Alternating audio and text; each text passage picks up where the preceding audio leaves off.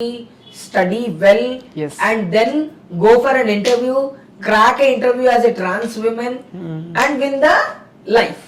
అది నేను చెప్తా. అంతే తప్ప రండి రండి మా ఇంటికి రండి, చీర కట్టేసుకోండి, ఇక్కడ నిలబడండి, అక్కడ నిలబడండి కాదు. మీ తల్లిదండ్రులతో మీరుండి మీరు చదువుకున్న రోజు మీరు బాగుపడతారు. మీరు హిజ్రాలలోనే ఒక రోల్ మోడల్ అవుతారు. అదే చెప్తాను నేను వాళ్ళందరికీ. చదువును ప్రేమించండి, పక్కనున్న పిల్లోని కాదు.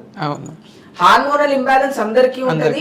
ఆడపిల్లలాగా ప్రవర్తించాలి అనేది ఒక బ్యాలెన్స్ అయితే, సెక్షువల్ ప్రాబ్లం ఇంకొకటి కదా. హార్మోనల్ ఇంబ్యాలెన్స్ లో సెక్స్ చేయాలి అనిపిస్తుంది, కంట్రోల్ చేయగలగాలి. దాన్ని కంట్రోల్ చేసుకోకపోతే రోజు ఒకరితో సెక్స్ చేస్తే వచ్చే ప్రాబ్లమ్స్, హెల్త్ ఇష్యూస్ చాలా ఉంటాయి. కాబట్టి మనం ఆడపిల్లలాగా ఉండాలి అనుకోవడమే మన డిసార్డర్, అంతే తప్ప సెక్స్ వర్క్ చేయాలనేది మన డిసార్డర్ కాదు. It's based on our life style. So sex work ఎక్కువ మన మైండ్ మీద కంట్రోల్ లేకపోవడం వల్లే కమ్యూనిటీ బ్యాడ్ దో పడుతుంది. అండ్ కొంతమంది హిజ్రా మాఫియా వాళ్ళు కోట్లు సంపాదిస్తున్నారు.